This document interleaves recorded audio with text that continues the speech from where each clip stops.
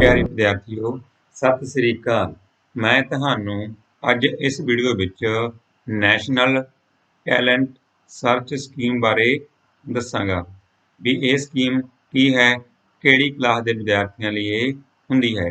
ਤਾਂ ਬੱਚਿਓ, ਤੁਸੀਂ ਇੱਕ ਨਾਂ ਸੁਣਿਆ ਹੋਣਾ ਹੈ NTSE। ਇਹ ਬੱਚਿਓ ਐਗਜ਼ਾਮੀਨੇਸ਼ਨ ਹੁੰਦਾ ਹੈ, ਹਰ ਸਾਲ ਹੁੰਦਾ ਹੈ ਨੈਸ਼ਨਲ ਟੈਲੈਂਟ ਸਰਚ ਐਗਜ਼ਾਮੀਨੇਸ਼ਨ। ਇਹ ਭਾਰਤ ਸਰਕਾਰ ਦੁਆਰਾ ਲਿਆ ਜਾਂਦਾ ਹੈ। ਇਹ 10ਵੀਂ ਕਲਾਸ ਦੇ ਵਿਦਿਆਰਥੀਆਂ ਲਈ ਹੁੰਦੇ ਹੈ। ਜੇਕਰ ਬੱਚੇ ਇਹ ਟੈਸਟ ਕੁਆਲੀਫਾਈ ਕਰ ਜਾਂਦੇ ਹਨ ਤਾਂ ਉਹਨਾਂ ਨੂੰ +1 +2 ਗ੍ਰੈਜੂਏਸ਼ਨ, ਪੋਸਟ ਗ੍ਰੈਜੂਏਸ਼ਨ ਤੇ PhD ਤੱਕ ਸਕਾਲਰਸ਼ਿਪ ਮਿਲਦੀ ਹੈ। ਬੱਚਿਓ, ਆਪਾਂ ਇਸ ਵੀਡੀਓ ਵਿੱਚ ਪੂਰੀ ਤੁਹਾਨੂੰ ਇਹਦੇ ਬਾਰੇ ਜਾਣਕਾਰੀ ਦੇਵਾਂਗੇ। ਇਸ ਕਰਕੇ ਇਹ ਵੀਡੀਓ ਨੂੰ ਤੁਸੀਂ ਪੂਰਾ ਧਿਆਨ ਨਾਲ ਦੇਖਣਾ ਤਾਂ ਜੋ ਤੁਸੀਂ ਇਸ ਦਾ ਫਾਇਦਾ ਲੈ ਸਕੋ। ਤਾਂ ਬੱਚਿਓ, ਇਹਦੇ ਬਾਰੇ ਆਪਾਂ ਪੜ੍ਹਾਂਗੇ ਵੀ ਇਹਦਾ ਐਲੀਜੀਬਿਲਿਟੀ ਕ੍ਰਾਈਟੇਰੀਆ ਕੀ ਹੈ, ਵੀ ਕਿਹੜੇ ਬੱਚੇ ਇਸ ਟੈਸਟ ਲਈ ਐਲੀਜੀਬਲ ਹਨ, ਕਿਸ ਤਰ੍ਹਾਂ ਇਹ ਟੈਸਟ ਅਪਲਾਈ ਹੁੰਦਾ ਹੈ, ਇਹਦਾ ਐਗਜ਼ਾਮ ਪੈਟਰਨ ਕੀ ਹੈ, ਕਿਸ ਤਰ੍ਹਾਂ ਇਹਦਾ ਐਗਜ਼ਾਮ ਹੁੰਦਾ ਹੈ, ਇਸ ਦਾ ਸਿਲੇਬਸ ਕੀ ਹੁੰਦਾ ਹੈ ਤੇ ਇਹਦੀ ਸਕਾਲਰਸ਼ਿਪ ਕਿਹਨੂੰ ਅਤੇ ਕਿੰਨੇ ਵਿਦਿਆਰਥੀਆਂ ਨੂੰ ਕਿੰਨੀ ਮਿਲਦੀ ਹੈ। ਤਾਂ ਬੱਚਿਓ, ਅਸੀਂ NTC ਦੇ ਬਾਰੇ ਡਿਟੇਲ 'ਚ ਪੜ੍ਹਨ ਤੋਂ ਪਹਿਲਾਂ ਅਸੀਂ ਇੱਕ ਇਹਦਾ ਓਵਰਵਿਊ ਦੇਖਦੇ ਹਾਂ ਵੀ ਐਗਜ਼ਾਮ ਦਾ ਓਵਰਵਿਊ ਕਿਸ ਤਰ੍ਹਾਂ ਹੁੰਦਾ ਹੈ, ਕਿਵੇਂ ਐਗਜ਼ਾਮ ਹੁੰਦਾ ਹੈ। ਫਿਰ ਆਪਾਂ ਇਸ ਬਾਰੇ ਡਿਟੇਲ ਵਿੱਚ ਸਿੱਖਾਂਗੇ। ਤਾਂ ਬੱਚਿਓ, ਪਹਿਲਾਂ ਆਪਾਂ ਦੇਖਦੇ ਹਾਂ ਓਵਰਵਿਊ, NTSE ਐਨ ਓਵਰਵਿਊ। ਤਾਂ ਬੱਚਿਓ, ਇਹਦੇ ਵਿੱਚ ਕੀ ਹੈ ਵੀ ਟੈਸਟ ਦਾ ਨੇਮ ਕੀ ਹੁੰਦਾ ਹੈ, ਯਾਨੀ ਕਿ ਜੋ ਐਗਜ਼ਾਮੀਨੇਸ਼ਨ ਹੁੰਦਾ ਹੈ ਉਸ ਦਾ ਨੇਮ ਕੀ ਹੈ। ਨੇਮ ਬੱਚੇ ਤੁਹਾਨੂੰ ਦੱਸ ਦਿੱਤਾ ਮੈਂ ਕੀ ਹੁੰਦਾ ਹੈ, NTSE national talent search examination organizing body. ਵੀ ਇਹ ਟੈਸਟ ਕੌਣ ਲੈਂਦੀ ਹੈ, ਤਾਂ ਬੱਚਿਓ ਇਹ ਲੈਂਦੀ ਹੈ NCERT national council of educational research and training. ਇਸ ਦੁਆਰਾ ਟੈਸਟ ਇਹ ਲਿਆ ਜਾਂਦਾ ਹੈ। ਟਾਈਪ ਆਫ ਕੁਐਸਚਨ, ਇਹਦੇ ਵਿੱਚ ਕੁਐਸਚਨ ਜੋ ਪ੍ਰਸ਼ਨ ਆ ਉਹ ਕਿਸ ਪ੍ਰਕਾਰ ਦੇ ਆਉਂਦੇ ਹਨ। ਤਾਂ ਬੱਚਿਓ ਕੀ ਆਉਂਦੇ ਹਨ, MCQ ਮਲਟੀਪਲ ਚੁਆਇਸ ਕੁਐਸਚਨ ਜੋ ਇਸ ਟੈਸਟ ਵਿੱਚ ਆਉਂਦੇ ਹਨ। ਅੱਗੇ ਬੱਚਿਓ ਆਪਾਂ ਦੇਖਦੇ ਹਾਂ number of stage, number of sections ਤੇ ਕਿਸ ਤਰ੍ਹਾਂ ਦੇ ਇਹਦੇ ਵਿੱਚ ਟੋਟਲ ਨੰਬਰ ਕੁੱਲ ਕਿੰਨੇ ਹੁੰਦੇ ਹਨ। ਤਾਂ ਬੱਚਿਓ, ਨੰਬਰ ਆਫ ਸਟੇਜ ਯਾਨੀ ਕਿ ਇਹ ਟੈਸਟ ਕਿੰਨੇ ਵਾਰੀ ਹੁੰਦਾ ਹੈ। ਤਾਂ ਬੱਚਿਓ, ਇਸ ਟੈਸਟ ਦੀਆਂ 2 ਸਟੇਜ ਹਨ। ਪਹਿਲੀ ਸਟੇਜ ਦੇ ਵਿੱਚ ਸਟੇਟ ਲੈਵਲ ਤੇ ਰਾਜ ਪੱਧਰ ਤੇ ਇੱਕ ਟੈਸਟ ਹੁੰਦਾ ਹੈ ਜੋ ਉਸ ਰਾਜ ਦੀ SERT ਦੁਆਰਾ ਲਿਆ ਜਾਂਦਾ ਹੈ। ਜਿਸ ਤਰ੍ਹਾਂ ਸਾਡਾ ਪੰਜਾਬ ਰਾਜ ਹੈ, ਪੰਜਾਬ ਰਾਜ ਦੀ ਜੋ SERT ਮੁਹਾਲੀ ਵਿਖੇ ਦਫ਼ਤਰ ਹੈ ਉਸ ਦੁਆਰਾ ਇਹ ਟੈਸਟ ਪਹਿਲੀ ਸਟੇਜ ਤੇ ਕੰਡਕਟ ਕਰਵਾਇਆ ਜਾਂਦਾ ਹੈ। ਉਸ ਤੋਂ ਬਾਅਦ ਜੋ ਬੱਚੇ ਇਹ ਟੈਸਟ ਸਟੇਜ 1 ਵਾਲਾ ਕੁਆਲੀਫਾਈ ਕਰ ਜਾਂਦੇ ਹਨ, ਉਸ ਤੋਂ ਬਾਅਦ ਸਟੇਜ 2 ਦਾ ਇੱਕ ਨੈਸ਼ਨਲ ਲੈਵਲ ਤੇ ਟੈਸਟ ਹੁੰਦਾ ਹੈ ਜਿਸ ਨੂੰ NCERT ਯਾਨੀ ਕਿ NCERT ਦਿੱਲੀ ਦੁਆਰਾ ਕੰਡਕਟ ਕਰਵਾਇਆ ਜਾਂਦਾ ਹੈ। Number of section of each stage, ਹਰੇਕ ਸਟੇਜ ਤੇ ਕਿੰਨੇ ਸੈਕਸ਼ਨ ਦੇ ਮਤਲਬ ਪੇਪਰ ਹੁੰਦਾ ਹੈ, ਉਸ ਪੇਪਰ ਦੇ ਕਿੰਨੇ ਸੈਕਸ਼ਨ ਹੁੰਦੇ, ਕਿੰਨੇ ਭਾਗਾਂ 'ਚ ਹੁੰਦਾ ਹੈ। ਤਾਂ ਬੱਚਿਓ, ਦੋਨੇ ਸਟੇਜ ਤੇ ਚਾਹੇ ਉਹ ਸਟੇਜ 1 ਹੈ ਚਾਹੇ ਉਹ ਸਟੇਜ 2 ਹੈ, ਸਾਡੇ ਕੋਲ ਸਟੇਜ 2 ਹੈ ਤਾਂ ਉਹਦੇ 2 ਭਾਗ, ਉਹਦੇ 2 ਸੈਕਸ਼ਨ ਟੈਸਟ ਦੇ ਹੁੰਦੇ ਹਨ। ਇੱਕ ਹੁੰਦਾ ਹੈ ਮੈਂਟਲ ਐਬਿਲਿਟੀ ਟੈਸਟ, ਦੂਸਰਾ ਹੁੰਦਾ ਹੈ ਸਕਾਲਸਟਿਕ ਐਪਟੀਟਿਊਡ ਟੈਸਟ ਸੈਟ, ਜਿਸ ਨੂੰ ਅਸੀਂ ਇੱਕ ਮੈਟ ਕਹਿੰਦੇ ਹਾਂ, ਇੱਕ ਸੈਟ ਕਹਿੰਦੇ ਹਾਂ। ਬੱਚਿਓ, ਆਪਾਂ ਇਹਨਾਂ ਬਾਰੇ ਡਿਟੇਲ ਵਿੱਚ ਪੜ੍ਹਾਂਗੇ। ਉਸ ਤੋਂ ਬਾਅਦ number of question in each stage, ਹਰੇਕ ਸਟੇਜ ਤੇ ਕੁੱਲ ਕਿੰਨੇ ਕੁਐਸਚਨ ਆਉਂਦੇ ਹਨ। ਤਾਂ ਬੱਚਿਓ, ਇਹਦੇ ਵਿੱਚ ਟੈਸਟ ਦੇ ਵਿੱਚ ਕੁੱਲ 200 ਕੁਐਸਚਨ ਹੁੰਦੇ ਹਨ। ਜੋ 100 ਪ੍ਰਸ਼ਨ ਆ ਉਹ ਮੈਟ ਦੇ ਹੁੰਦੇ ਹਨ ਤੇ 100 ਜੋ ਪ੍ਰਸ਼ਨ ਆ ਉਹ ਸੈਟ ਦੇ ਹੁੰਦੇ ਹਨ। ਯਾਨੀ ਕਿ 100 ਪ੍ਰਸ਼ਨ ਮੈਟ ਦੇ, 100 ਪ੍ਰਸ਼ਨ ਸੈਟ ਦੇ। ਯਾਨੀ ਕਿ ਅਸੀਂ ਪੜ੍ਹਿਆ ਵੀ ਇਹਦੇ 2 ਭਾਗ ਹੁੰਦੇ ਆ, ਇੱਕ ਮੈਟ ਵਾਲਾ ਇੱਕ ਸੈਟ ਵਾਲਾ। ਤਾਂ ਹਰੇਕ ਭਾਗ ਦੇ 100 ਪ੍ਰਸ਼ਨ ਇਸ ਟੈਸਟ ਵਿੱਚ ਹੁੰਦੇ ਹਨ। ਬੱਚਿਓ, ਆਪਾਂ ਅੱਗੇ ਇਸ ਪਰ ਦੇਖਦੇ ਹਾਂ ਵੀ ਇਹਦੇ ਟੋਟਲ ਮਾਰਕ ਕਿੰਨੇ ਬਣਦੇ ਹਨ, ਇਹਦਾ ਟਾਈਮ ਕਿੰਨਾ ਹੁੰਦਾ ਹੈ, ਇਹਦੇ ਵਿੱਚ ਕੋਈ ਗਲਤ ਪ੍ਰਸ਼ਨ ਕਰੇ ਤਾਂ ਪੈਨਲਟੀ ਲੱਗਦੀ ਹੈ ਜਾਂ ਨਹੀਂ ਲੱਗਦੀ। ਤਾਂ ਬੱਚੇ, ਜੋ ਟੋਟਲ ਮਾਰਕਸ ਹੁੰਦੇ ਆ ਹਰੇਕ ਸਟੇਜ ਦੇ ਉਹ 200 ਹੁੰਦੇ ਆ। 100 ਮੈਟ ਦੇ, ਜੋ ਮੈਟ ਟੈਸਟ ਹੁੰਦਾ ਹੈ 100 ਅੰਕ ਉਹਦਾ ਹੁੰਦਾ ਹੈ ਬੱਚਿਓ, ਤੇ 100 ਅੰਕ ਜੋ ਸੈਟ ਟੈਸਟ ਹੁੰਦਾ ਹੈ ਉਹਦਾ। ਯਾਨੀ ਕਿ ਕੁੱਲ 200 ਅੰਕ ਦਾ ਪੇਪਰ ਹੁੰਦਾ ਹੈ। ਐਗਜ਼ਾਮੀਨੇਸ਼ਨ ਡਿਊਰੇਸ਼ਨ, ਸਮਾਂ ਕਿੰਨੇ ਘੰਟੇ ਹੁੰਦਾ ਹੈ, 2 ਘੰਟੇ। ਤਾਂ ਬੱਚਿਓ, 2 ਘੰਟੇ ਤੁਹਾਨੂੰ ਮੈਟ ਵਾਸਤੇ ਮਿਲਦੇ ਹਨ, 2 ਘੰਟੇ ਸੈਟ ਵਾਸਤੇ। ਜਾਣੀ ਕਿ 2-2 ਘੰਟਿਆਂ ਬਾਅਦ 2 ਪੇਪਰ ਹੁੰਦੇ ਹਨ ਜੋ ਇੱਕੋ ਹੀ ਦਿਨ ਹੁੰਦੇ ਹਨ, ਤਾਂ ਜਾਣੀ ਕਿ ਕੁੱਲ 4 ਘੰਟੇ ਇਸ ਟੈਸਟ ਦੇ ਹੁੰਦੇ ਹਨ, ਕਿਉਂਕਿ 2 ਘੰਟੇ ਮੈਥ ਵਾਸਤੇ ਤੇ 2 ਘੰਟੇ ਸੈਟ ਵਾਸਤੇ ਹੁੰਦੇ ਹਨ। ਪੈਨਲਟੀ ਫਾਰ ਰੌਂਗ ਆਂਸਰ, ਜੇਕਰ ਤੁਸੀਂ ਕੋਈ ਆਂਸਰ ਗਲਤ ਕਰ ਦਿੰਦੇ ਹੋ ਕਿ ਉਸ ਤੇ ਤੁਹਾਡੇ ਨੰਬਰ ਘੱਟਦੇ ਹਨ, ਨੋ ਨੈਗੇਟਿਵ ਮਾਰਕਿੰਗ। ਜੇ ਤੁਸੀਂ ਪ੍ਰਸ਼ਨ ਵੀ ਕਰ ਦਿੱਤਾ ਹੈ ਜਾਂ ਕੋਈ ਪ੍ਰਸ਼ਨ ਛੱਡ ਦਿੱਤਾ ਹੈ ਤਾਂ ਤੁਹਾਨੂੰ ਉਹਦੀ ਕੋਈ ਵੀ ਨੈਗੇਟਿਵ ਮਾਰਕਿੰਗ ਨਹੀਂ ਹੋਵੇਗੀ। ਜਿੰਨੇ ਤੁਹਾਡੇ ਸਵਾਲ ਸਹੀ ਹਨ ਓਨੇ ਤੁਹਾਡੇ ਅੰਕ ਹੋਣਗੇ। ਤਾਂ ਬੱਚਿਓ, ਕਿਉਂਕਿ ਸਾਡੇ ਕੋਲੇ 100 ਪ੍ਰਸ਼ਨ ਹਨ ਮੈਥ ਦੇ ਵਿੱਚ, 100 ਸੈਟ ਦੇ ਹਨ, ਤਾਂ ਹਰੇਕ ਪ੍ਰਸ਼ਨ ਦੇ ਕਿੰਨੇ ਅੰਕ ਹੋਏ? 1 ਅੰਕ, ਜਾਣੀ ਕਿ ਹਰੇਕ ਪ੍ਰਸ਼ਨ ਦਾ 1 ਅੰਕ ਹੁੰਦਾ ਹੈ। ਤਾਂ ਇਸ ਕਰਕੇ ਕੁੱਲ ਸਾਡੇ ਕੋਲੇ 200 ਜਿਹੜੇ ਮਾਰਕਸ ਆ ਇਸ ਟੈਸਟ ਦੇ ਬਣ ਜਾਂਦੇ ਹਨ। ਹੁਣ ਆਪਾਂ ਦੇਖਦੇ ਹਾਂ ਵਿੱਚ ਲੈਂਗੁਏਜ, ਵੀ ਕਿਹੜੀਆਂ ਭਾਸ਼ਾਵਾਂ ਵਿੱਚ ਇਹ ਟੈਸਟ ਹੁੰਦਾ ਹੈ। ਤਾਂ ਬੱਚੇ, ਜੋ ਪਹਿਲੀ ਸਟੇਜ ਦਾ ਟੈਸਟ ਹੁੰਦਾ ਹੈ, ਤਾਂ ਆਪਾਂ ਸਿੱਖਿਆ ਹੈ ਵੀ ਜੋ ਪਹਿਲੀ ਸਟੇਜ ਦਾ ਟੈਸਟ ਹੁੰਦਾ ਹੈ ਉਹ ਸੰਬੰਧਿਤ ਸਟੇਟ ਦੁਆਰਾ ਡਿਸਾਈਡ ਕੀਤਾ ਜਾਂਦਾ ਵੀ ਉਹਦਾ ਮੀਡੀਅਮ ਕੀ ਹੋਵੇਗਾ। Medium will be decided by respective state ਜਾਂ ਯੂਨੀਅਨ ਟੈਰੀਟਰੀਜ਼। ਬੱਚਿਓ, ਜਿਸ ਤਰ੍ਹਾਂ ਸਾਡਾ ਸਟੇਟ ਕੀ ਹੈ? ਪੰਜਾਬ ਹੈ। ਤਾਂ ਇਹਦੇ ਵਿੱਚ ਜੋ ਪਹਿਲੀ ਸਟੇਜ ਦਾ ਟੈਸਟ ਹੁੰਦਾ ਹੈ ਤਾਂ ਉਹਦਾ ਜਿਹੜਾ ਮੀਡੀਅਮ ਆ ਉਹ ਪੰਜਾਬੀ ਹੁੰਦਾ ਹੈ। ਪੰਜਾਬੀ ਦੇ ਨਾਲ ਇੰਗਲਿਸ਼ ਵੀ ਹੁੰਦਾ ਹੈ, ਜਾਣੀ ਕਿ ਇੱਕ ਪੰਜਾਬੀ, ਦੂਸਰਾ ਇੰਗਲਿਸ਼। ਜਾਣੀ ਕਿ ਜੋ ਪੇਪਰ ਆ ਤੁਹਾਨੂੰ ਉਹ ਪੰਜਾਬੀ ਤੇ ਇੰਗਲਿਸ਼ ਮੀਡੀਅਮ ਵਿੱਚ ਪਹਿਲੀ ਸਟੇਜ ਦੇ ਵਿੱਚ ਮੁਹੱਈਆ ਹੁੰਦਾ ਹੈ, ਜਾਣੀ ਕਿ ਦੋਨੇ ਭਾਸ਼ਾਵਾਂ ਦੇ ਵਿੱਚ ਹੁੰਦਾ ਹੈ। ਉਸ ਤੋਂ ਬਾਅਦ ਜੋ ਦੂਜੀ ਸਟੇਜ ਤੇ ਇਹ ਟੈਸਟ ਹੁੰਦਾ ਹੈ ਉਹਦਾ ਮੀਡੀਅਮ ਕੀ ਹੁੰਦਾ ਹੈ? ਤਾਂ ਕੁਝ ਭਾਸ਼ਾਵਾਂ ਸਾਡੇ ਵੱਖ-ਵੱਖ ਰਾਜਾਂ ਦੀਆਂ ਹਨ, ਉਹਨਾਂ ਵਿੱਚ ਹੁੰਦਾ ਹੈ। ਜਿਸ ਤਰ੍ਹਾਂ ਸਾਡਾ ਜੇ ਪੰਜਾਬ ਸਟੇਟ ਹੈ ਤਾਂ ਜੋ ਸਟੇਜ 2 ਤੇ ਟੈਸਟ ਹੁੰਦਾ ਹੈ ਉਹਦਾ ਮੀਡੀਅਮ ਵੀ ਪੰਜਾਬੀ ਹੁੰਦਾ ਹੈ, ਨਾਲੇ ਪੰਜਾਬੀ ਹੁੰਦਾ ਹੈ ਤੇ ਉਹਦਾ ਹਿੰਦੀ ਵੀ ਹੁੰਦਾ ਹੈ ਤੇ ਇੰਗਲਿਸ਼ ਵੀ ਹੁੰਦਾ ਹੈ। ਜਾਣੀ ਕਿ ਤੁਸੀਂ ਭਾਵੇਂ ਸਟੇਜ 1 ਦਾ ਟੈਸਟ ਕਰ ਰਹੇ ਹੋ, ਭਾਵੇਂ ਸਟੇਜ 2 ਦਾ ਟੈਸਟ ਕਰਨਾ ਹੈ, ਤਾਂ ਦੋਨਾਂ ਵਾਸਤੇ ਤੁਹਾਡਾ ਮੀਡੀਅਮ ਪੰਜਾਬੀ ਅਤੇ ਇੰਗਲਿਸ਼ ਤੇ ਹਿੰਦੀ ਵੀ ਹੋਵੇਗਾ। ਇਸ ਕਰਕੇ ਤੁਹਾਨੂੰ ਮੀਡੀਅਮ ਦੀ ਕੋਈ ਵੀ ਚਿੰਤਾ ਕਰਨ ਦੀ ਜ਼ਰੂਰਤ ਨਹੀਂ ਹੈ। ਜੇਕਰ ਤੁਹਾਨੂੰ ਇੰਗਲਿਸ਼ ਨਹੀਂ, ਤੁਹਾਡਾ ਮੀਡੀਅਮ ਇੰਗਲਿਸ਼ ਨਹੀਂ ਹੈ, ਤਾਂ ਤੁਸੀਂ ਪੰਜਾਬੀ ਮੀਡੀਅਮ ਦੇ ਵਿੱਚ ਵੀ ਇਹ ਪੇਪਰ ਕਰ ਸਕਦੇ ਹੋ, ਚਾਹੇ ਉਹ ਪੇਪਰ ਸਟੇਜ 1 ਦਾ ਹੈ, ਚਾਹੇ ਉਹ ਪੇਪਰ ਸਟੇਜ 2 ਦਾ ਹੈ। ਹੁਣ ਬੱਚਿਓ, ਆਪਾਂ ਅੱਗੇ ਦੇਖਦੇ ਹਾਂ ਵੀ ਇਹਦੇ ਵਾਸਤੇ ਐਲੀਜੀਬਿਲਿਟੀ ਕ੍ਰਾਈਟੇਰੀਆ ਕੀ ਹੈ, ਵੀ ਕਿਹੜੇ ਬੱਚੇ ਇਹਦੇ ਪੇਪਰ ਦੇ ਸਕਦੇ ਹਨ। ਤਾਂ ਇਹਦੇ ਵਾਸਤੇ ਬੱਚਿਓ ਇੱਕ NTS ਵੱਲੋਂ ਨੋਟੀਫਿਕੇਸ਼ਨ ਜਾਰੀ ਕੀਤਾ ਜਾਂਦਾ ਹਰ ਸਾਲ। ਤਾਂ ਉਹਦਾ ਕੀ ਐਲੀਜੀਬਿਲਿਟੀ ਕ੍ਰਾਈਟੇਰੀਆ, ਵੀ ਜੋ ਬੱਚੇ 10ਵੀਂ ਕਲਾਸ ਵਿੱਚ ਪੜ੍ਹ ਰਹੇ ਹਨ ਸਿਰਫ ਉਹ ਬੱਚੇ ਹੀ ਇਹ ਟੈਸਟ ਦੇ ਸਕਦੇ ਹਨ। ਐਨੀ ਰਿਕੋਗਨਾਈਜ਼ਡ ਸਕੂਲ, ਚਾਹੇ ਉਹ ਸਕੂਲ ਗਵਰਨਮੈਂਟ ਹੈ ਚਾਹੇ ਉਹ ਸਕੂਲ ਪ੍ਰਾਈਵੇਟ ਹੈ, ਜਾਣੀ ਕਿ ਰਿਕੋਗਨਾਈਜ਼ਡ ਹੈ, ਕਿਸੇ ਬੋਰਡ ਦੇ ਅੰਡਰ ਹੈ। ਬੱਚਾ ਚਾਹੇ ਓਪਨ ਜਾਂ ਡਿਸਟੈਂਸ ਹੈ, ਵੀ ਜੋ ਬੱਚੇ ਓਪਨ ਨਾਲ 10ਵੀਂ ਕਰ ਰਹੇ ਹਨ ਉਹ ਬੱਚੇ ਵੀ ਇਸ ਟੈਸਟ ਵਾਸਤੇ ਐਲੀਜੀਬਲ ਹੁੰਦੇ ਹਨ, ਜੋ ਪਹਿਲੇ ਸਟੇਜ ਦਾ ਟੈਸਟ ਹੁੰਦਾ ਹੈ। ਅਸੀਂ ਬੱਚਿਓ, ਕਿਉਂਕਿ ਪੰਜਾਬ ਸਟੇਟ ਆ, ਜੇ ਅਸੀਂ ਪੰਜਾਬ ਸਟੇਟ ਬਾਰੇ ਗੱਲ ਕਰੀਏ ਤਾਂ ਇਹਦੇ ਵਾਸਤੇ ਜੋ ਬੱਚੇ SC ਜਾਂ ST ਜਾਂ ਫਿਜ਼ੀਕਲ ਚੈਲੰਜਡ ਹਨ ਉਹਨਾਂ ਵਾਸਤੇ ਘੱਟੋ ਘੱਟ 55% ਹੋਣੇ ਚਾਹੀਦੇ ਹਨ। ਕਿਹੜੀ ਕਲਾਸ ਵਿੱਚੋਂ? 9ਵੀਂ ਕਲਾਸ ਵਿੱਚੋਂ। ਜੋ ਤੁਹਾਡਾ 9ਵੀਂ ਕਲਾਸ ਦਾ ਟੈਸਟ ਪੇਪਰ ਹੁੰਦੇ ਹਨ ਉਹਦਾ ਜੋ ਰਿਜ਼ਲਟ ਆਉਂਦਾ ਹੈ ਉਹਦੇ ਵਿੱਚ ਤੁਹਾਡੇ ਐਗਰੀਗੇਟ 55%, 55% ਨੰਬਰ ਹੋਣੇ ਚਾਹੀਦੇ ਹਨ। ਜੋ ਬੱਚੇ ਜਨਰਲ ਕੈਟਾਗਰੀ ਨਾਲ ਹਨ ਜਾਂ OBC ਹਨ ਉਹਨਾਂ ਦੇ ਘੱਟੋ ਘੱਟ 70% ਨੰਬਰ 9ਵੀਂ ਕਲਾਸ ਦੇ ਵਿੱਚੋਂ ਹੋਣੇ ਚਾਹੀਦੇ ਹਨ।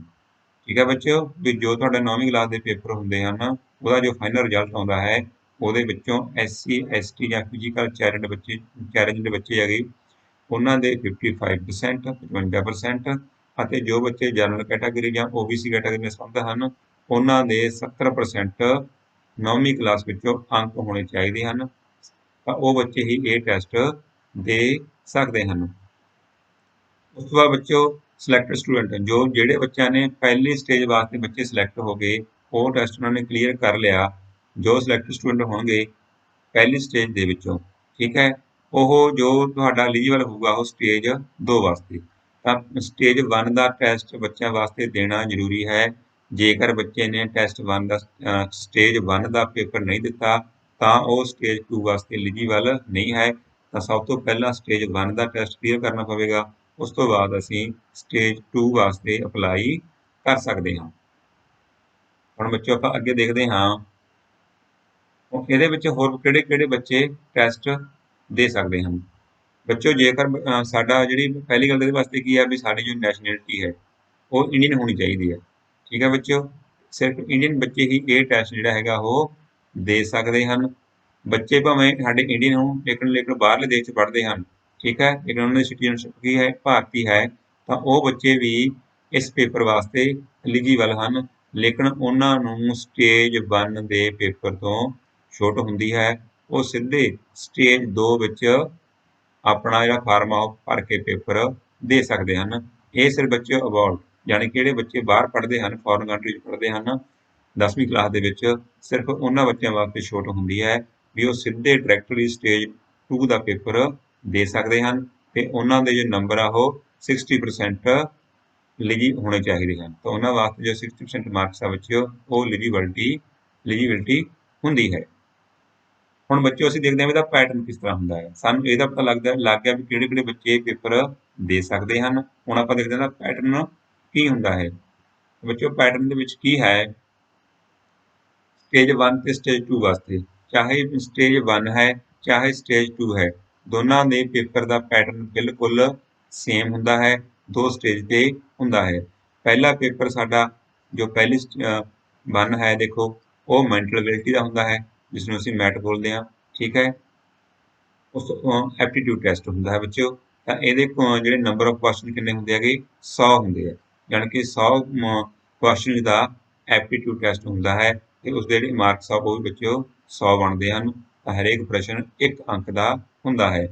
ਉਸ ਤੋਂ ਬਾਅਦ ਜੋ ਪੇਪਰ 2 ਹੁੰਦਾ ਹੈ ਉਹ ਸਕੋਲਾਸਟਿਕ ਐਪਟੀਟਿਊਡ ਟੈਸਟ ਹੁੰਦਾ ਹੈ, ਜਿਸ ਨੂੰ ਸੈਟ ਕਹਿੰਦੇ ਆ ਬੱਚਿਓ। ਉਹਦੇ ਵਿੱਚ ਉਹ 3 ਵਿਸ਼ਿਆਂ ਦਾ ਹੁੰਦਾ ਹੈ, ਦੇਖੋ ਸਾਇੰਸ ਦਾ, ਸੋਸ਼ਲ ਸਾਇੰਸ ਜਿਹਨੂੰ ਆਪਾਂ ਸੋਸ਼ਲ ਸਟੱਡੀ ਵੀ ਕਹਿ ਦਿੰਦੇ ਹਾਂ, ਤੇ ਮੈਥਮੈਟਿਕਸ।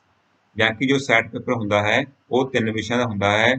ਇੱਕ ਤਾਂ ਸਾਡੀ ਸਾਇੰਸ ਬੱਚਿਓ ਆ ਗਈ, ਦੂਸਰਾ ਸੋਸ਼ਲ ਸਾਇੰਸ ਆ ਗਈ, ਤੀਸਰਾ ਮੈਥਮੈਟਿਕਸ ਗਣਿਤ, ਯਾਨੀ ਕਿ ਇਹ 3 ਵਿਸ਼ੇ ਉਹਦੇ ਵਿੱਚ ਆਉਂਦੇ ਹਨ।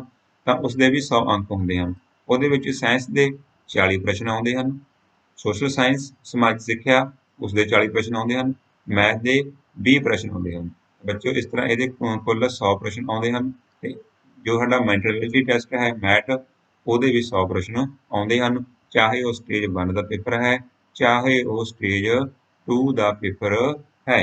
ਤਾਂ ਬੱਚਿਓ ਮਾਰਕਿੰਗ ਸਕੀਮ ਕੀ ਹੁੰਦੀ ਆ, ਹਰੇਕ ਕੁਐਸਚਨ, ਈਚ ਕੁਐਸਚਨ ਦਾ ਕਿੰਨਾ ਨੰਬਰ ਹੁੰਦੇ ਆ, 1 ਨੰਬਰ ਹੁੰਦਾ। There is no negative marking, ਤਾਂ ਕੋਈ ਨੈਗੇਟਿਵ ਮਾਰਕ ਨਹੀਂ ਹੁੰਦੀ ਵੀ ਜੇ ਤੁਸੀਂ ਪ੍ਰਸ਼ਨ ਕੋਈ ਗਲਤ ਕਰ ਲਿਆ ਹੈ ਜਾਂ ਨਹੀਂ ਕੀਤਾ ਹੈ, ਛੱਡ ਦਿੱਤਾ ਹੈ, ਤਾਂ ਤੁਹਾਨੂੰ ਕੋਈ ਵੀ ਨੈਗੇਟਿਵ ਮਾਰਕਿੰਗ ਨਹੀਂ ਹੋਵੇਗੀ। ਜਿੰਨੇ ਪ੍ਰਸ਼ਨਾਂ ਦੇ ਉੱਤਰ ਤੁਸੀਂ ਸਹੀ ਕਰੋਗੇ ਉਹਨੇ ਤੁਹਾਡੇ ਅੰਕ ਬਣ ਜਾਣਗੇ। ਇਹ ਬੱਚੇ ਸਾਨੂੰ ਪੇਪਰ ਦਾ ਪੈਟਰਨ ਸਮਝ ਆ ਗਿਆ ਹੈ। ਹੁਣ ਆਪਾਂ ਅੱਗੇ ਦੇਖਦੇ ਹਾਂ ਵੀ ਇਹਨਾਂ ਪੇਪਰ ਦਾ ਟਾਈਮ ਕਿੰਨਾ ਹੁੰਦਾ ਹੈ, ਠੀਕ ਹੈ, ਕਿਸ ਤਰ੍ਹਾਂ ਪੇਪਰ ਇਹ ਹੁੰਦਾ ਹੈ। ਬੱਚੇ ਜੋ ਟਾਈਮ ਡਿਊਰੇਸ਼ਨ ਹੈ ਤਾਂ ਉਹ 120 ਮਿੰਟ, 120 ਮਿੰਟ ਯਾਨੀ ਕਿ 2 ਆਵਰਸ, 2 ਘੰਟੇ ਹੁੰਦੀ ਹੈ for both stage 1 and 2 each paper. ਬੱਚੇ ਈਚ ਪੇਪਰ ਯਾਨੀ ਕਿ ਹਰੇਕ ਪੇਪਰ, ਜੋ ਸਾਡਾ ਮੈਟ ਹੈ ਉਹਦੇ ਵਾਸਤੇ ਵੀ 2 ਘੰਟੇ ਮਿਲਣੇ ਹਨ, ਜੋ ਸਾਡਾ ਪੇਪਰ ਸੈਟ ਹੈ ਉਹਦੇ ਵਾਸਤੇ ਸਾਨੂੰ 2 ਘੰਟੇ ਯਾਨੀ ਕਿ 120 ਮਿੰਟ ਮਿਲਣੇ ਹਨ। Type of question 100 multiple choice question ਹੋਣਗੇ ਬੱਚਿਓ, ਮੈਟ ਵਿੱਚ ਵੀ ਤੇ ਸੈਟ ਵਿੱਚ ਵੀ, ਠੀਕ ਹੈ ਬੱਚਿਓ। ਐਗਜ਼ਾਮ ਮੋਡ ਕਿਸ ਤਰ੍ਹਾਂ ਹੁੰਦਾ ਹੈ, ਤਾਂ ਇਹਦੇ ਵਿੱਚ ਸਾਨੂੰ ਇੱਕ OMR ਸ਼ੀਟ ਹੁੰਦੀ ਆ, ਅਸੀਂ OMR ਸ਼ੀਟ ਤੇ ਸਾਡੇ ਕੋਲ ਇਸ ਤਰ੍ਹਾਂ 4 ਆਪਸ਼ਨ ਵਾਲੇ ਬੱਚਿਓ ਹੁੰਦੇ ਹੈ। ਤਾਂ ਇਸ ਤਰ੍ਹਾਂ ਸਾਡੇ ਕੋਲ ਦੇਖਣਾ ਹੁੰਦਾ ਕਿ ਕਿਹੜਾ ਆਂਸਰ ਉਹਦਾ ਸਹੀ ਹੈ। ਜੇ B ਆਂਸਰ ਸਹੀ ਹੈ ਤਾਂ ਜੋ B ਸਰਕਲ ਉਸਨੂੰ ਡਾਰਕ ਕਰਨਾ ਹੁੰਦਾ ਹੈ।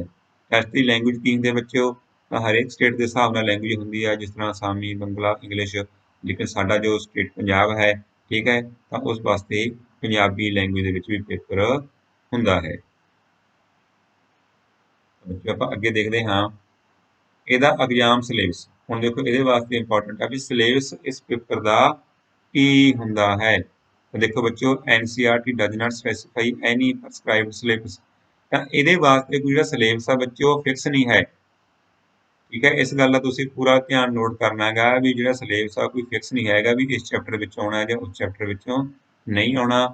ਤਾਂ ਇਹਦੇ ਵਾਸਤੇ ਜੋ ਤੁਸੀਂ 9ਵੀਂ ਜਾਂ 10ਵੀਂ 'ਚ ਪੜ੍ਹਿਆ ਹੈ, ਯਾਨੀ ਕਿ syllabus of class 9th, syllabus of class 10th, ਜੋ ਤੁਹਾਡਾ 9ਵੀਂ 10ਵੀਂ ਦੇ ਲੈਵਲ ਹੁੰਦਾ ਹੈ, ਯਾਨੀ ਕਿ ਉਹਨਾਂ ਦਾ ਸਿਲੇਬਸ ਹੈ, ਉਹਦੇ ਵਿੱਚੋਂ ਕੁਐਸਚਨ ਪੁੱਛੇ ਜਾਂਦੇ ਹਨ। ਯਾਨੀ ਕਿ 6ਵੀਂ ਤੋਂ 10ਵੀਂ ਤੱਕ ਵੀ ਕੁਐਸਚਨ ਪੁੱਛੇ ਜਾ ਸਕਦੇ ਹਨ। ਤਾਂ 10ਵੀਂ ਤੱਕ ਜੋ ਤੁਸੀਂ ਪੜ੍ਹਿਆ ਹੈ, ਜੋ ਵਿਸ਼ੇ ਅਸੀਂ ਪੜ੍ਹੇ ਹਨ, ਜਿਵੇਂ ਸਾਡਾ ਸਾਇੰਸ ਹੈ, ਮੈਥ ਹੈ, ਸਮਾਜਿਕ ਸਿੱਖਿਆ ਹੈ ਤਾਂ ਉਹਦਾ ਕਿਸੇ ਵੀ ਕਲਾਸ ਦੇ ਵਿੱਚੋਂ ਕੋਈ ਵੀ ਕੁਐਸਚਨ ਆ ਸਕਦਾ ਹੈ। ਜਾਣੀ ਕਿ ਸਾਨੂੰ ਜੋ ਹਿਸਟਰੀ ਹੈ ਜਾਂ ਸਾਇੰਸ ਹੈ ਜਾਂ ਜਿਓਗ੍ਰਾਫੀ ਹੈ ਉਹ ਲਗਭਗ ਸਾਰੀ ਸਾਨੂੰ ਇਸ ਵਾਸਤੇ ਪੜ੍ਹਨੀ ਪੈਂਦੀ ਹੈ, ਕਿਉਂਕਿ ਇਹਦਾ ਬੱਚੇ ਜੋ ਲੈਵਲ ਆ ਉਹ ਕਾਫੀ ਔਖਾ ਹੁੰਦਾ ਹੈ। ਲੇਕਿਨ ਜੋ ਮੈਥ ਪੇਪਰ ਹੈ ਤਾਂ ਮੈਥ ਵਾਸਤੇ ਕੁਝ ਟੌਪਿਕ ਸਾਨੂੰ ਦਿੱਤੇ ਜਾਂਦੇ ਹਨ ਕਿ ਮੈਥ ਜਿਹੜਾ ਹੋਊਗਾ ਮੈਂਟਲ ਐਪਟੀਟਿਊਡ ਟੈਸਟ ਹੋਵੇਗਾ ਉਹ ਕਿਸ ਪ੍ਰਕਾਰ ਦਾ ਹੋਵੇਗਾ। ਉਹਦੇ ਅੱਗੇ ਟੌਪਿਕ ਹਨ ਬੱਚੇ, ਸਾਨੂੰ ਸੈਟ ਦਾ ਪਤਾ ਲੱਗ ਗਿਆ ਵੀ ਸੈਟ ਦਾ ਕਿਹਦਾ ਹੁੰਦਾ ਗਾ, ਸਾਇੰਸ, ਸੋਸ਼ਲ ਸਾਇੰਸ ਤੇ ਮੈਥੇਮੈਟਿਕਸ। ਜੋ ਮੈਥ ਹੈ ਮੈਥ ਦੇ ਵਿੱਚ ਯਾਨੀ ਕਿ ਮੈਂਟਲ ਐਬਿਲਿਟੀ ਟੈਸਟ ਦੇ ਵਿੱਚ ਕੀ ਕੀ ਟੌਪਿਕ ਆਉਂਦੇ ਹਨ ਉਹ ਆਪਾਂ ਅੱਗੇ ਦੇਖਦੇ ਹਾਂ। ਤਾਂ ਬੱਚਿਓ ਤੁਹਾਨੂੰ ਸਿਲੇਬਸ ਬਾਰੇ ਪਤਾ ਲੱਗ ਗਿਆ ਹੋਗਾ ਵੀ ਸਿਲੇਬਸ ਕੋਈ ਖਾਸ ਫਿਕਸ ਨਹੀਂ ਹੈ। ਅਸੀਂ ਇਹ ਨਹੀਂ ਸੋਚਣਾ ਹੈ ਵੀ 10ਵੀਂ ਕਲਾਸ ਦੇ ਚੈਪਟਰ ਹਨ ਸਿਰਫ ਉਹਨਾਂ ਚੈਪਟਰ ਦੇ ਵਿੱਚੋਂ ਜਿਹੜੇ ਪ੍ਰਸ਼ਨ ਆ ਉਹ ਪੁੱਛੇ ਜਾਣਗੇ।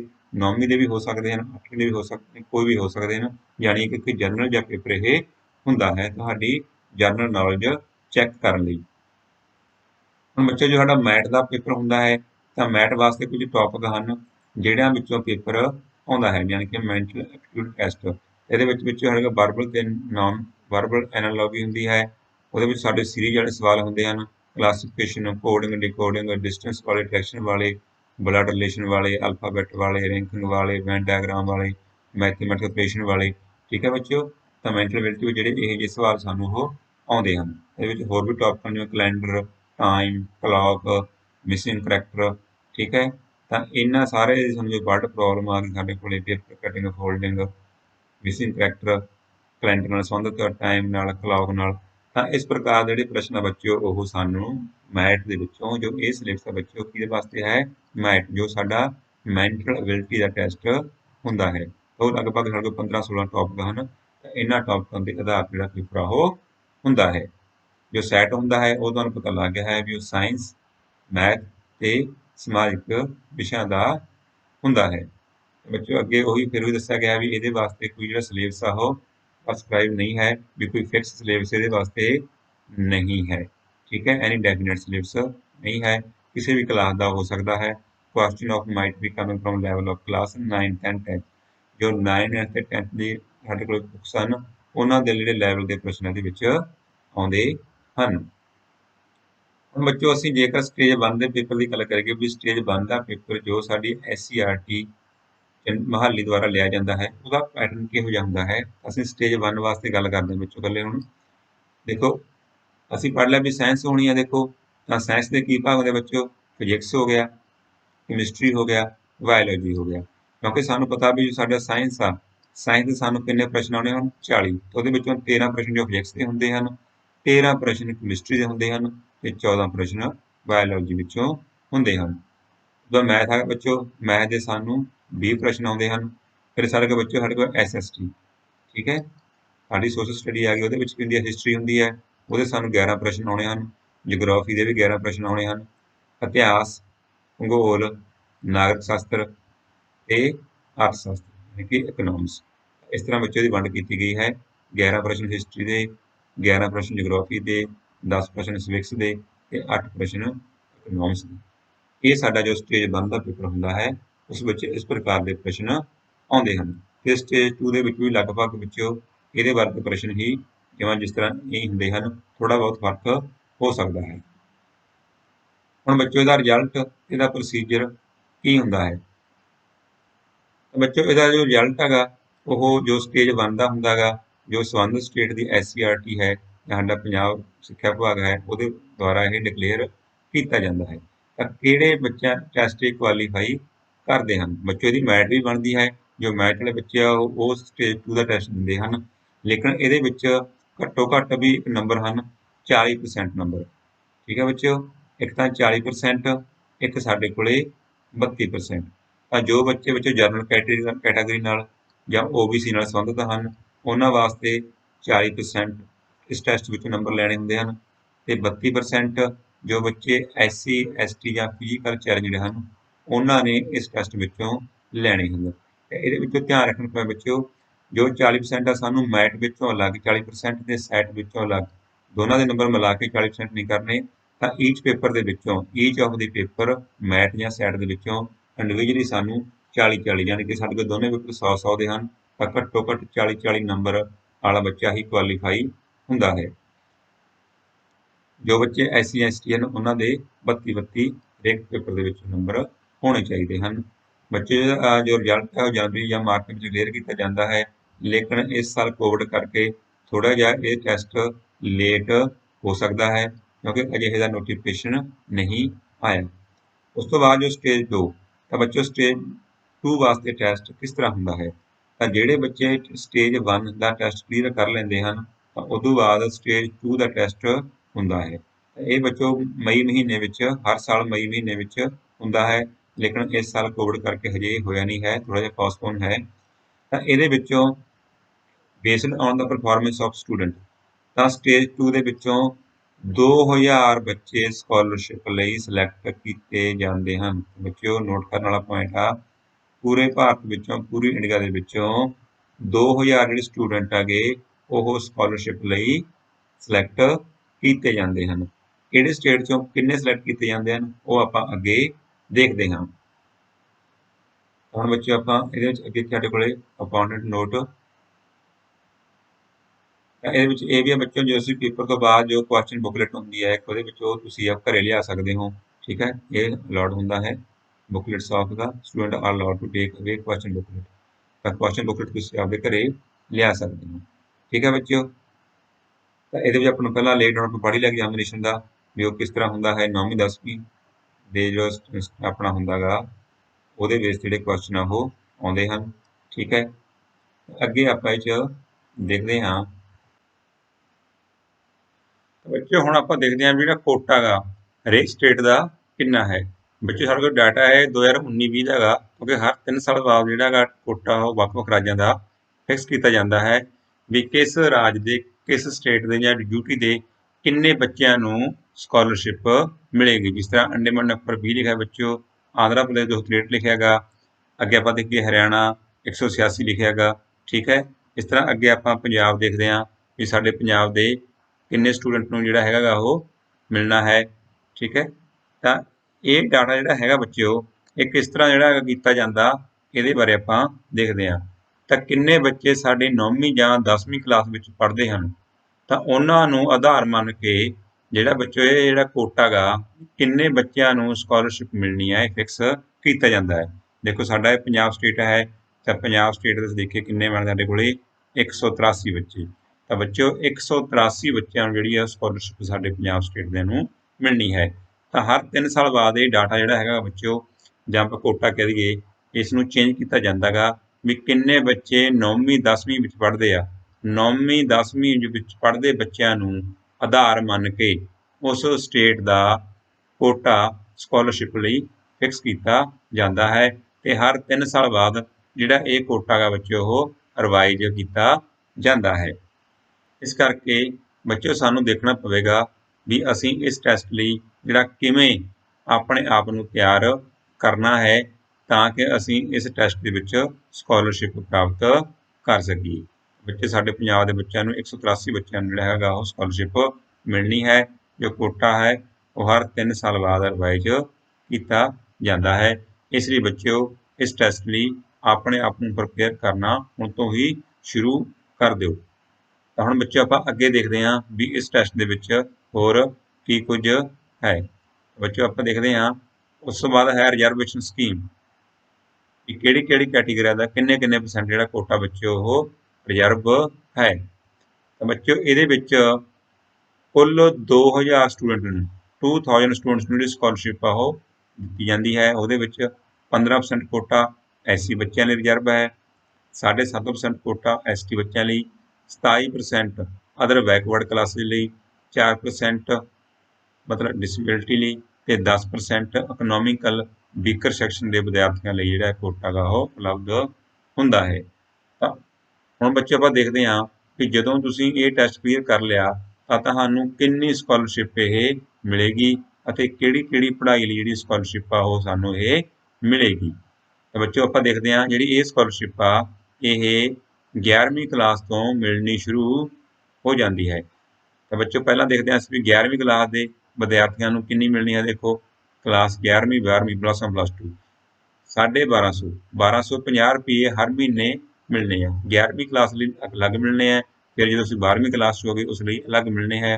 ਉਸ ਤੋਂ ਬਾਅਦ ਤੁਸੀਂ ਅੰਡਰ ਗ੍ਰੈਜੂਏਸ਼ਨ ਜਿਸ ਤਰ੍ਹਾਂ BA BSc ਜਾਂ BTech ਕਰਦੇ ਹੋ ਤਾਂ ਤੁਹਾਨੂੰ 2000 ਰੁਪਇਆ ਹਰ ਮਹੀਨੇ ਮਿਲੇਗਾ। ਉਸ ਤੋਂ ਬਾਅਦ ਤੁਸੀਂ ਪੋਸਟ ਗ੍ਰੈਜੂਏਸ਼ਨ ਕਰਦੇ ਹੋ MA MSc ਕਰਦੇ ਹੋ ਜਾਂ ਹੋਰ ਕੋਰਸ ਕਰਦੇ ਹੋ ਤਾਂ ਵੀ ਤੁਹਾਨੂੰ ਜਿਹੜਾ 2000 ਰੁਪਇਆ ਹਰ ਮਹੀਨੇ ਉਹ ਮਿਲੇਗਾ। ਉਸ ਤੋਂ ਬਾਅਦ ਤੁਸੀਂ PhD ਕਰਦੇ ਹੋ, ਠੀਕ ਹੈ, ਤਾਂ PhD ਦੇ UGC ਦੇ ਨੋਰਮ ਦੇ ਅਨੁਸਾਰ ਜਿਹੜੀ ਤੁਹਾਨੂੰ ਸਕੋਲਰਸ਼ਿਪ ਆ ਉਹ ਜਿੰਨਾ ਚਿਰ ਤੁਸੀਂ PhD ਕਰਦੇ ਹੋ ਉਹ ਤੁਹਾਨੂੰ ਜਿਹੜੀ ਸਕੋਲਰਸ਼ਿਪ ਆ ਉਹ ਮਿਲਦੀ ਹੈ। ਇਸ ਕਰਕੇ ਬੱਚਿਓ ਦੇਖੋ ਜਿਹੜਾ ਇਹ ਟੈਸਟ ਆ ਉਹ ਕਿੰਨਾ ਬੈਨੀਫਿਸ਼ੀਅਲੀ ਹੈ ਕਿ ਜੇ ਅਸੀਂ ਟੈਸਟ ਕਲੀਅਰ ਕਰ ਲੈਂਦੇ ਹਾਂ ਤਾਂ ਲਗਭਗ ਸਾਡੀ ਜਿਹੜੀ ਪੜ੍ਹਾਈ ਆ ਉਹ ਅਗਲੇ ਆਉਣ ਵਾਲੇ ਸਾਲਾਂ ਵਿੱਚ ਉਹ ਫ੍ਰੀ ਵਾਂਗ ਹੋ ਜਾਂਦੀ ਹੈ। ਹੁਣ ਬੱਚਿਓ ਆਪਾਂ ਦੇਖਦੇ ਹਾਂ ਇਹਦੇ ਵਿੱਚ ਹੋਰ ਅੱਗੇ ਇਸ ਟੈਸਟ ਬਾਰੇ ਕੀ ਜਾਣਕਾਰੀ ਸਾਡੇ ਕੋਲ ਹੈ। ਤਾਂ ਬੱਚਿਓ ਮੇਨ ਤਾਂ ਇਹਦੇ ਵਿੱਚ ਇਹੀ ਹੈ, ਸਾਰੀ ਗੱਲਾਂ ਆਪਾਂ ਕਰ ਲਈਆਂ ਵੀ ਐਲੀਜੀਬਿਲਟੀ ਕੀ ਹੈ, ਇਸ ਦਾ ਪੈਟਰਨ ਕੀ ਹੈ, ਇਸ ਦਾ ਸਿਲੇਬਸ ਕੀ ਹੈ, ਠੀਕ ਹੈ, ਤੇ ਕਿਹੜੀ ਕਲਾਸ ਦੇ ਬੱਚੇ ਇਹ ਜਿਹੜਾ ਟੈਸਟ ਆ ਦੇ ਸਕਦੇ ਹਨ। ਤਾਂ ਉਸ ਤੋਂ ਬਾਅਦ ਬੱਚਿਓ ਤੁਸੀਂ ਇਹ ਟੈਸਟ ਦੀ ਜਿਹੜੀ ਤਿਆਰੀ ਆ ਉਹ ਕਿਸ ਤਰ੍ਹਾਂ ਕਰ ਸਕਦੇ ਹੋ, ਇਹਦੇ ਵਾਸਤੇ ਕੀ ਟਿਪਸ ਤੁਹਾਡੇ ਕੋਲ ਹਨ, ਕੀ ਯੂਜ਼ ਕਰ ਸਕਦੇ ਹੋ। ਇਹਦੇ ਵਾਸਤੇ ਬੱਚਿਓ ਪਹਿਲਾਂ ਸਾਨੂੰ ਜਿਹੜਾ ਪਲਾਨ ਕਰਨਾ ਪੈਂਦਾ ਹੈ ਵੀ ਇਸ ਤਰ੍ਹਾਂ ਕਿਸ ਤਰ੍ਹਾਂ ਪਲੈਨਿੰਗ ਕਰਕੇ ਜਿਹੜਾ ਆਪਣੇ ਕੰਮ ਨੂੰ ਉਹ ਸ਼ੁਰੂ ਕਰਨਾ ਹੈ। ਜਿਹੜੇ ਪਿਛਲੇ ਸਾਲਾਂ ਦੇ ਪੇਪਰ ਹਨ, ਪ੍ਰੀਵੀਅਸ ਈਅਰ ਦੇ ਪੇਪਰ ਦੇ, ਉਹਨਾਂ ਨੂੰ ਧਿਆਨ ਨਾਲ ਦੇਖੋ, ਠੀਕ ਹੈ, ਵੀ ਉਹਨਾਂ ਵਿੱਚ ਕਿਸ ਪ੍ਰਕਾਰ ਦੇ ਪ੍ਰਸ਼ਨ ਆ ਰਹੇ ਹਨ ਤੇ ਅਸੀਂ ਉਹਨਾਂ ਦਾ ਜਿਹੜਾ ਲੈਵਲ ਆ ਉਹ ਕਿਹੋ ਜਿਹਾ ਹੁੰਦਾ ਹੈ। ਉਸ ਤੋਂ ਬਾਅਦ ਉਹਦਾ ਤੁਸੀਂ ਪ੍ਰੈਕਟਿਸ ਕਰੋ, ਵਾਰੀ ਪ੍ਰੈਕਟਿਸ ਕਰੋ, ਪ੍ਰੈਕਟਿਸ ਡੇਲੀ ਬੇਸ ਤੇ ਪ੍ਰੈਕਟਿਸ ਕਰੋ। ਆਪਦਾ ਸ਼ਡਿਊਲ ਬਣਾ ਕੇ ਵੀ ਇਸ ਟਾਈਮ ਘੰਟਾ ਅੱਧਾ ਘੰਟਾ ਅਸੀਂ ਇਸ 2 ਘੰਟੇ ਲਾਉਣੇ ਹਨ ਤਾਂ ਤੁਹਾਡਾ ਜਿਹੜਾ ਟੈਸਟ ਆ ਉਹ ਆਪਣੇ ਆਪ ਵਧੀਆ ਹੋਵੇਗਾ, ਉਹਦੀ ਵਧੀਆ ਜਿਹੜੀ ਤਿਆਰੀ ਆ ਉਹ ਹੋਵੇਗੀ। ਹੋਰ ਬੱਚਿਓ ਇਹਦੇ ਵਿੱਚ ਅਸੀਂ ਕੀ ਕਰ ਸਕਦੇ ਹਾਂ, ਆਪਣੇ ਆਪ ਦੀ ਜੋ ਪਰਫਾਰਮੈਂਸ ਆ ਉਹਨੂੰ ਅਸੀਂ ਟਰੈਕ ਕਰਨਾ ਹੁੰਦਾ ਹੈ ਵੀ ਤੁਸੀਂ ਪਹਿਲਾਂ ਦੇਖਿਆ ਉਹਨੂੰ ਟਰੈਕ ਕੀਤਾ ਵੀ ਤੁਹਾਡੀ ਪਰਫਾਰਮੈਂਸ ਕਿੰਨੀ ਗਈ। ਤੁਸੀਂ ਟੈਸਟ ਆਪਣੇ ਆਪ ਦਿਓ, ਆਪਣੇ ਆਪ ਦੇ ਟੈਸਟ ਕਰਕੇ ਦੇਖੋ, ਆਪਣੀ ਨੌਲੇਜ ਚੈੱਕ ਕਰੋ, ਦੂਸਰੇ ਵਿਦਿਆਰਥੀ ਨਾਲ ਆਪਦੀ ਨੌਲੇਜ ਚੈੱਕ ਕਰੋ, ਯਾਨੀ ਕਿ ਆਪਦੀ ਪਰਫਾਰਮੈਂਸ ਨੂੰ ਜਿਹੜਾ ਟਰੈਕ ਆ ਤੁਸੀਂ ਉਹ ਕਰਦੇ ਰਹੋ। ਤਾਂ ਬੱਚਿਓ ਉਮੀਦ ਹੈ ਤੁਹਾਨੂੰ ਜਿਹੜਾ ਡਿਟੇਲ ਆ ਉਹ NTC ਦੀ ਉਹ ਪਤਾ ਲੱਗ ਗਈ ਹੋਣੀ ਹੈ ਵੀ ਇਹਦੀਆਂ ਐਗਜ਼ਾਮ ਡੇਟ ਕਿਹੜੀਆਂ ਹੁੰਦੀਆਂ ਨੇ, ਇਹਦਾ ਕ੍ਰਾਈਟੇਰੀਆ ਕੀ ਹੁੰਦਾ ਹੈ, ਐਲੀਜੀਬਿਲਟੀ ਕੀ ਹੁੰਦੀ ਹੈ, ਕਿਵੇਂ ਅਸੀਂ ਅਪਲਾਈ ਕਰਨਾ ਹੁੰਦਾ ਹੈ, ਇਹਦਾ ਐਗਜ਼ਾਮ ਦਾ ਪੈਟਰਨ ਕਿਹੋ ਜਿਹਾ ਹੁੰਦਾ ਹੈ, ਸਿਲੇਬਸ ਕੀ ਹੁੰਦੀ ਹੈ, ਕਿੰਨੀ ਸਕੋਲਰਸ਼ਿਪ ਮਿਲਦੀ ਹੈ। ਤਾਂ ਤੁਹਾਨੂੰ ਸਾਰੀਆਂ ਬੱਚਿਓ ਗੱਲਾਂ ਇਹ ਕਲੀਅਰ ਹੋ ਗਈਆਂ ਹੋਣਗੀਆਂ।